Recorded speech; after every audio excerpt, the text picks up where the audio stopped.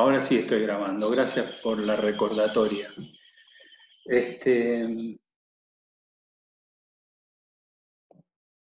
Ustedes habrán visto, esperen un cachito que tengo acá.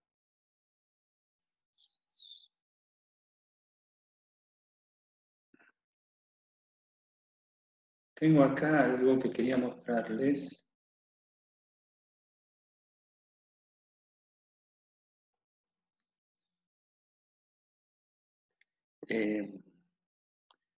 Aprovecho para mostrárselos.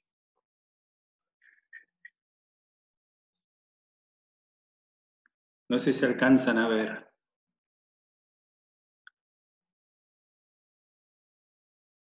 Una liebre. Es una liebre, está acá al lado, ni se dio cuenta que estoy. Ahí se rajó, pero a veces la traen los perros, pero no la traen en su estado natural, digamos, ¿no? Sino lo que va quedando. Bueno, volvamos a lo nuestro. Ahí teníamos el tema del concurso. Y vieron que decíamos que se iba como desenrosando, es un procedimiento que se va desenrosando en el tiempo que tiene distintas etapas tasadas. Cualquier juicio tiene distintas etapas procesales que hay que ir avanzando en el tiempo para llegar a una sentencia.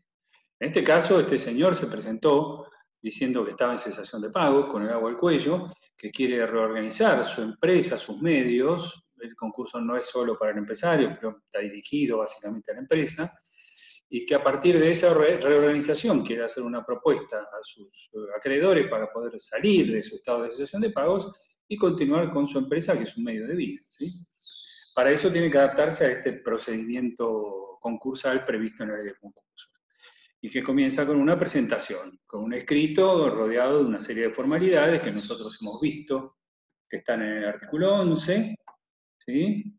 Que son esos presupuestos formales. Además tiene que indicar que está en cesación de pagos, no debe probarlo, le basta indicar que está en cesación de pagos, confesar que está en cesación de pagos, y además que es un sujeto que es susceptible de presentarse en concurso preventivo, ¿sí?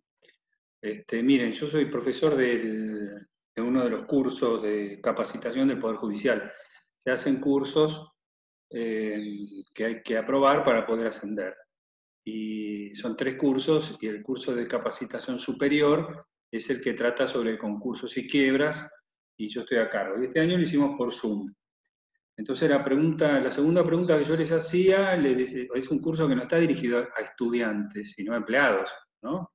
Es decir, ¿cómo despacharía usted tal cosa? Entonces la segunda pregunta que yo les hacía era, se presenta en concurso preventivo la aseguradora Celentano Sociedad Anónima. Elabore un despacho simple del primer despacho que usted haría si están todos los requisitos cumplidos. ¿Mm? Y los tipos se mandan haciendo la resolución de apertura del artículo 14 cuando la solución es otra, ¿no? Tal como nosotros hemos estudiado acá, el despacho que habría que hacer es muy sencillo, es decirle, se rechaza in limine la pretensión porque no es un sujeto susceptible de presentarse en concurso preventivo. ¿Mm? Bien, lo que pasa es que, claro, los pibes de estos cursos estudian menos que ustedes todavía, así que no saben nada. Bien, entonces, el concurso empieza con esa presentación, ¿sí? Esa presentación con esos requisitos formales y de fondo. Después, continúa con la apertura, la resolución de apertura del juez. La resolución de apertura del juez, básicamente, hay un montón de disposiciones, bastante larga es, pero a nosotros nos interesa más que nada la parte en donde el juez dicta una serie de fechas tendientes a ser efectiva la etapa de conocimiento, la conformación del pasivo, ¿no? ¿Cómo va a ser el pasivo finalmente?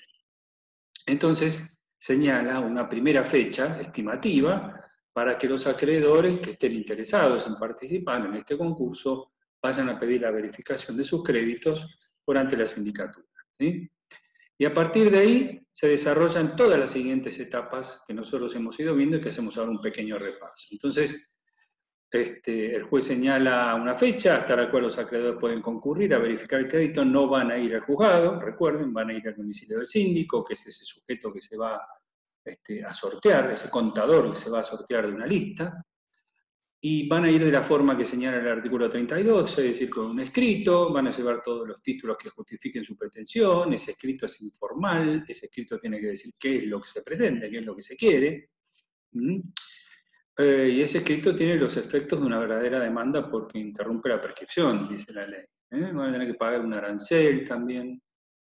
Bueno, después que está cerrado el plazo para ir a verificar, comienza una etapa de observación de créditos que hablamos el otro día. Los acreedores pueden observarse entre ellos, incluso el concursado puede ir a observar a acreedores.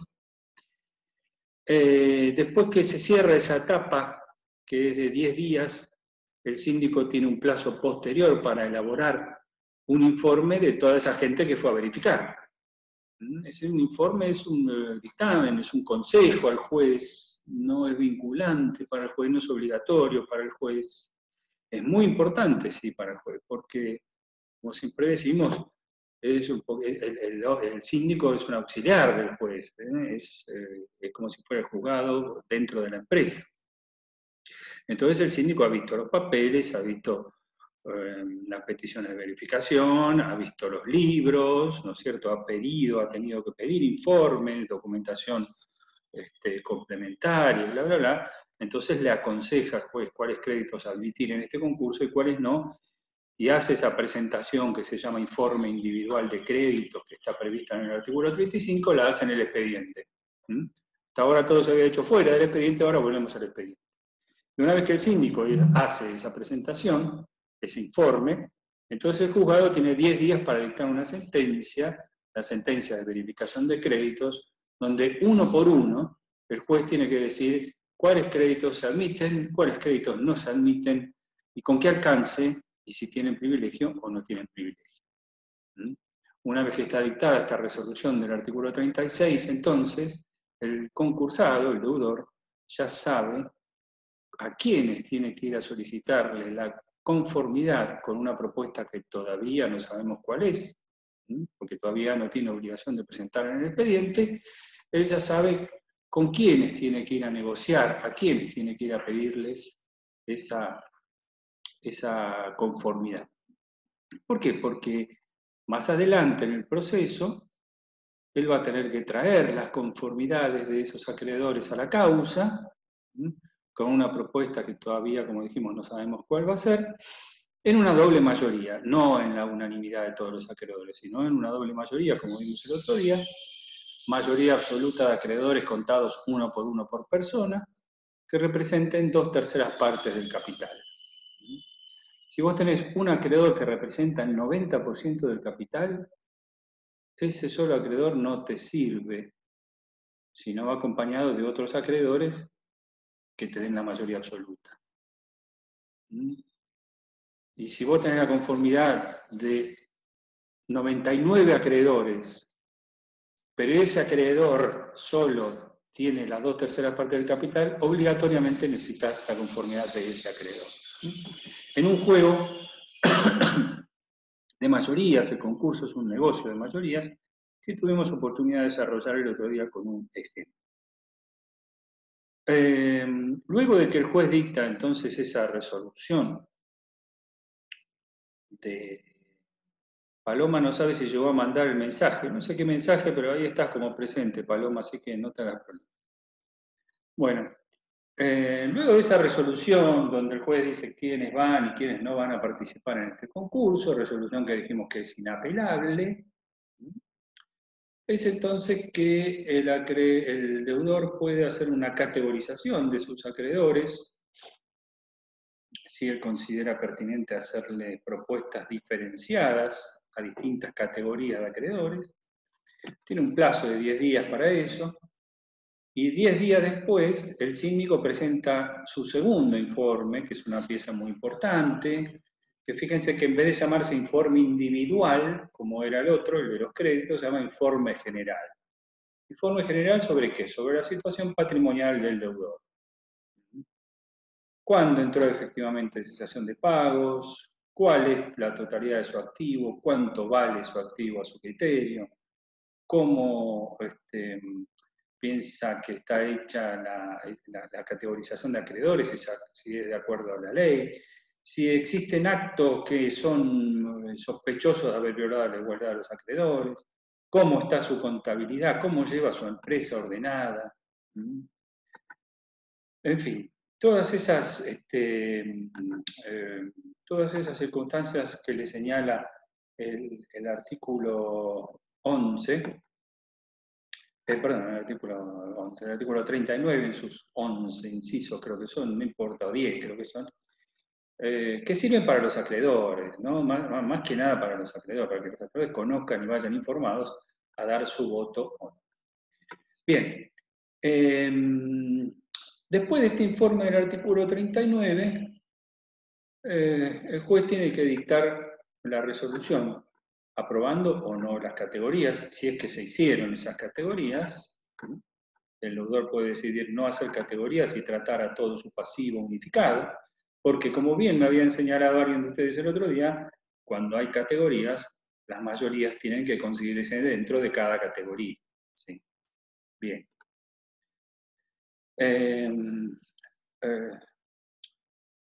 Hay veces, ahora, ¿por qué alguien querría hacer una categorización? Muchas veces, por ejemplo, está la FIP. La FIP está presente en todos los concursos. Y a veces tienen créditos muy grandes, que de por sí solos son la mayoría de capital computable. Entonces, a vos te conviene hacer una categoría con acreedores fiscales. ¿Sí? Porque te va a ser más fácil conseguir las mayorías en cada categoría que conseguirlas todas unificadas en una sola categoría, digamos así. Bien. Y, Además, la te obligaba a determinadas condiciones y en la categoría tenés que ponerles a todas las mismas condiciones. ¿No? claro, tal cual, es decir, la FIP no es que te va a negociar una categoría, sino que te va a decir, mira, mi crédito me lo pagas así, de esta manera, en tantas cuotas, que es beneficioso para el concursado, porque son moratorias con que tienen muchas cuotas, pero no para el resto de los acreedores. Entonces el resto de los acreedores no te va a dar una conformidad a la propuesta de la FIP. Entonces te conviene tratarlos por separado y ponerlos en categoría diferencial. Todo esto es un juego de números, depende de cuántos acreedores tengas y cuánto sea el volumen de capital verificado. Una vez que están determinadas entonces las categorías, ahí comienza a correr ese plazo que se llama periodo de exclusividad, un plazo largo, bastante alongado, un plazo de 90 días hábiles, que puede eventualmente prolongarse por 30 días más, a pedido del deudor y teniendo en cuenta la cantidad de acreedores o las dificultades que tenga para conseguir las conformidades. No es obligatorio para el juez otorgarle, pero normalmente el juez otorga la extensión del periodo de exclusividad según las épocas de más o menos crisis. En este momento, francamente, en donde hay un montón de empresas que están en crisis, entiendo yo que la mayoría de los jueces, yo personalmente sea proclive a otorgar sin ningún tipo de problemas una extensión de esos periodos de exclusividad para que se negocien las propuestas. Bien, 20 días antes de que vence ese periodo de exclusividad, entonces ahora sí, 20 días antes, el deudor tiene que hacer saber cuál va a ser su propuesta presentándola en el expediente. Tiene que presentar un escrito donde esté la propuesta. Señor juez, esta es la propuesta que yo le hago a mis acreedores. Pago del 100% del crédito, no, del 100 casi nunca vas a decir, poner el 80% del crédito verificado en 5 cuotas anuales, con una espera de 1 año desde la homologación del acuerdo, con un interés X o sin interés o lo que sea. Ahora vamos a ver cómo pueden ser las propuestas. Ese texto de la propuesta, ¿sí?, tiene que hacerse saber en la causa, presentarse en el expediente. Si el concursado no lo presenta, se le decreta su quiebra, sin vueltas, y es el mismo texto de la propuesta, con una declaración que diga presto conformidad, la que va a tener que traerle después al juez, cuando venza el periodo de exclusividad, con la firma del acreedor. ¿Sí? Esta propuesta puede ser modificada hasta la fecha de una audiencia que vamos a ver ahora. ¿Por qué? Porque también dijimos el otro día que 5 días antes que venza este periodo de exclusividad hay que fijar una audiencia. Es la única vez en donde todos se ven las caras, el concursado, el juez, el síndico y el secretario del juzgado tienen que estar presentes en esa audiencia. El juez le pregunta a una semana del vencimiento del periodo de exclusividad cómo anda para conseguir las conformidades, si consiguió algunas o no consiguió, se corta, me dicen acá. La verdad que no sé, no tengo solución para eso. Se corta, se corta. Yo acá pareciera ser que tengo buena señal hoy. Y aparte, hasta ahora no me salió ningún cartelito que diga que está inestable ni nada, ¿sí? Ahí va mejor, bueno. ¿Qué pasa con, una pregunta, ¿qué pasa con los deudores? O capaz todavía no lo vimos, lo vamos a ver más adelante. Pero quedé pensando qué pasa con los deudores que no se presentaron al concurso cuando quiebra la empresa.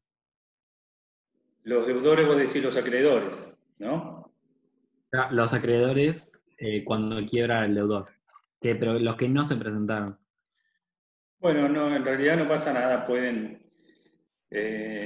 hay un tema con los acreedores que no se presentaron, un poquito hablamos el otro día, pero vale la pena repetir en este sentido. Aquel acreedor que optó por no presentarse a verificar, puede hacerlo con posterioridad mediante lo que se llama un incidente de verificación tardía en el juzgado, y tiene un plazo de prescripción de 2 años desde que se presentó el concurso, ¿sí? Para presentarse a verificar tardíamente. Si él nunca lo hizo y la empresa quiebra, si está todavía dentro de los 2 años, podrá hacerlo. Presentarse a verificar tardíamente. Y si la empresa no quiebra, también podrá presentarse a verificar tardíamente. En la quiebra van a verse afectados también los acreedores posteriores a la presentación del concurso. Muy bien, Agustina Carrapasos nos señala. Es decir, cuando después se decreta la quiebra, ahí van a parar todos los acreedores. Los acreedores anteriores, que ya venían verificando sus créditos, y los acreedores posteriores, que van a tener que ir a verificar sus créditos ahora por efecto de la quiebra y no del concurso. Y todo lo que se remate se va a repartir entre todos, los anteriores y los posteriores. Pero hay una cosita que decir que es relevante. Se los vean, como siempre, no estamos viendo estos institutos de manera sencilla. Lo vamos a ver ahora cuando veamos la homologación, es decir, qué efectos tiene la homologación. Bueno, continuemos como veníamos. Se vence el periodo de exclusividad y pueden ocurrir 2 situaciones. Una, que el deudor no traiga las conformidades. Entonces, si no trae las conformidades porque sus acreedores no se las han dado, lo más probable, pero no en el 100% de los casos, es que se decrete su quiebra, ¿sí? ¿Cuándo no se le va a decretar la quiebra? Cuando es un sujeto susceptible de ingresar en el procedimiento de salvataje del artículo 48. Este procedimiento yo se los voy a mencionar nomás. Si ustedes tienen ganas de leer el artículo 48, no lo hagan antes de irse a dormir porque después no van a poder dormir. Porque te pone nervioso, te deja excitado, porque es un artículo inentendible. Pero básicamente les digo yo lo que es. También es conocido este procedimiento como cram down. Nosotros siempre utilizamos palabras extranjeras. El procedimiento en realidad debe llamarse procedimiento de salvataje, no de cram down. Cram down es algo distinto que tiene el derecho americano, en donde es el acreedor el que puede forzar esto que se llama cram down. Fíjense que cram down significa apretar abajo, ¿no? Tiene como otro significado. Bueno, es el procedimiento de salvataje. ¿En qué consiste? A determinadas empresas que están en el artículo 48, no todas las empresas, sino grandes empresas, sociedades anónimas, SRL, extranjeras, alguna que otra, que me estoy olvidando, se les posibilita que puedan ser adquiridas por sujetos interesados en comprar la empresa sin que quiebre. Entonces, cuando no se alcanzan las conformidades al vencimiento del periodo de exclusividad, se abre un registro con todos aquellos interesados en adquirir la empresa por un plazo de 3 días y estos interesados tienen que hacerle una propuesta a los acreedores, cualquier tipo de propuesta,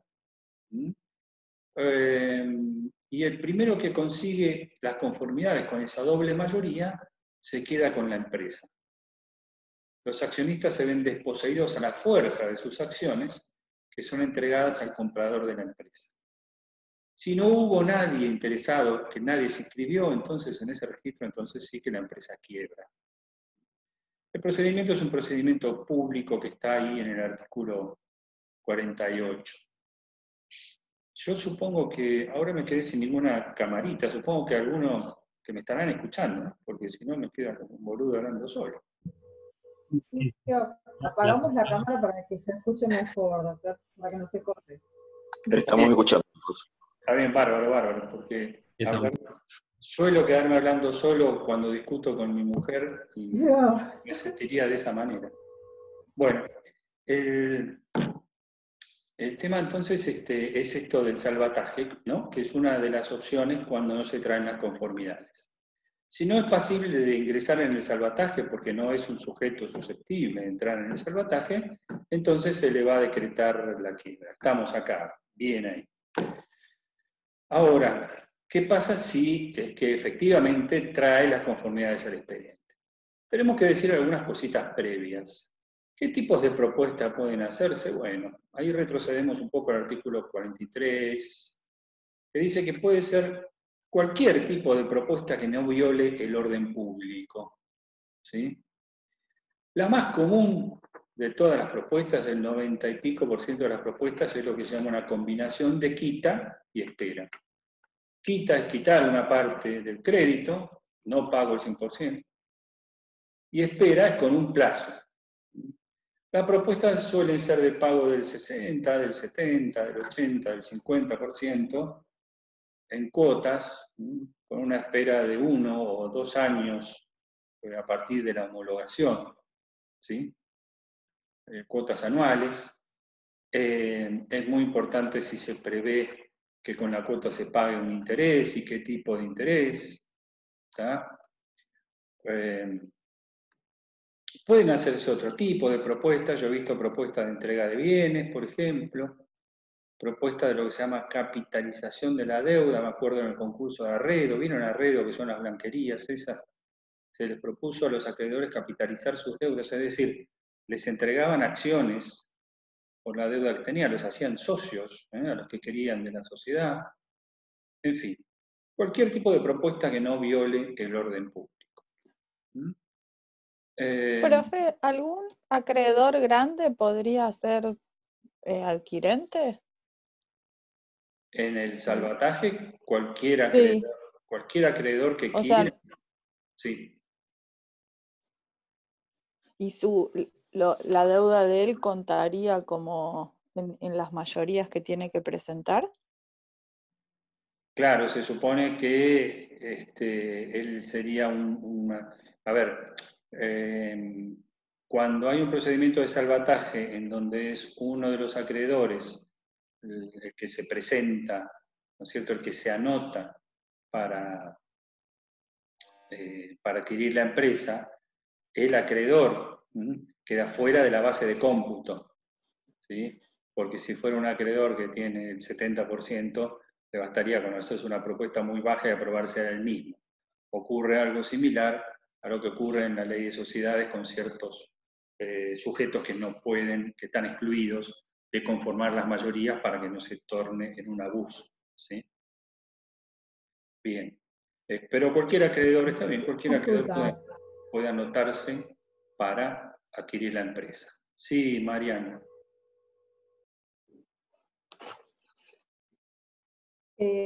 El salvataje, entonces, es en el caso de que no preste en conformidad, o sea, que el deudor, el concursado, no llegue a la conformidad que necesita, ¿no? Se puede optar por el salvataje, entonces. Sí, exactamente. No es que se puede optar, sino que es obligatorio. Si no llega a las conformidades, los acreedores le han dicho no a su propuesta. Entonces, no para cualquier sujeto, sino para aquellos que están previstos en el artículo 48, se abre obligatoriamente ese procedimiento de salvataje por un plazo breve para inscribirse. Si no se inscribe nadie, entonces si la empresa quiebra y se liquida. ¿Sí? Bueno, estábamos hablando entonces, no, por nada, estábamos hablando entonces de las clases de propuestas que pueden hacerse, cualquier propuesta que no viole el orden público. Hay acreedores que están excluidos por la ley de votar la propuesta, que son acreedores parentales, si son personas humanas, los deudores, o acreedores que tienen determinadas relaciones societarias, si son empresas, ¿sí? Últimamente ha aparecido en algunas cuestiones modernas en materia concursal, que es el acreedor hostil, el acreedor que va al concurso no para cobrar su crédito, sino para hacer desaparecer un competidor. Hay un precedente interesante de Canal 9, ¿sí? Con un acreedor hostil. Bueno, se lo chimento así nomás porque tiene algo de entretenido, que es el chimento. En una época, un empresario importante de medios compra Canal 9, hace ya 20 años o más tiempo, y lo presenta en concurso. Y tenía una deuda, el acreedor principal, el acreedor más importante, era una de las empresas telefónicas por los servicios que le brindaban, no sé si Telecom o Telefónica Argentina, por los servicios de comunicación. Ese era el acreedor que le manejaba el concurso. Necesitaba la conformidad sí o sí de ese acreedor para poder pasar el concurso. Y resulta que esta Telefónica formaba parte de un grupo de empresas, entre las cuales estaba también Telefe, el canal Telefe, ¿vieron? Y 9 Diario. 9 Diario era el noticiero que tenía. Y resulta que en esa época en Telefe, la estrella de Telefe, la que llevó a Telefe a estar en lo más alto de los rankings durante muchísimos años, era Tinelli. Tinelli sale prácticamente de Telefe y lo tuvo en el ranking durante muchos años. ¿Y qué pasó? En ese año fue tentado para ir a Canal 9. Entonces, uno de los gerentes de Telefe llama a uno de los gerentes del Canal 9 y le dice, mira, si ustedes se llevan a Tinelli, nosotros no le damos conformidad con el concurso y los mandamos a la quiebra. Entonces, los de Canal 9 se presentaron, había un mail como de prueba, ¿no?, ante el juez, y dijeron, miren, fíjense que estos tipos nos están presionando, no les interesa tanto cobrar la deuda, sino que lo que quieren es hacernos desaparecer del mapa como competidores, ¿está? Entonces el juez finalmente terminó excluyendo a Telefe de la base de cómputo. Un fallo bastante importante que se llama Telearte, creo, y que nunca llegó, o sea, a tener decisión de la Cámara porque se solucionó antes con una audiencia, bla, bla. Bueno, quería comentarles esto. Escúchenme, vamos a volver a conectarnos porque queda menos de un minuto. Así empezamos, no dejamos un tema cortado por la mitad. Conectémonos now.